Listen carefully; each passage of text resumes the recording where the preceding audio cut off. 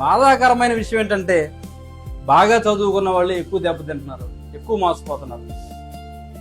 తల్లిదండ్రులు చదువుకోరు, ఈ పిల్లలకి ఏదో 4 ముక్కలు వచ్చి వచ్చేసరికి ఫస్ట్ అనే మాట తండ్రి ఏదన్నా చెప్పినా తల్లి ఏదన్నా చెప్పినా నీది ఎలా ఊరుకో, ఫస్ట్ డైలాగ్ ఇదే.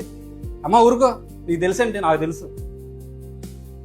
నానేదన్నారే ఇది కాదురా బాబు, ఇదిరా, నీకు తెలుసా నాకు తెలుసా, నువ్వు చదువుకున్నావు నేను చదువుకున్నానా, చదువు ఒకటి నటన పెట్టుకుని బాగా చదువుకున్నవాడు బాగా మోసపోతున్నాడు. ఇవాళ తెలుసుకోలేకపోతున్నారు.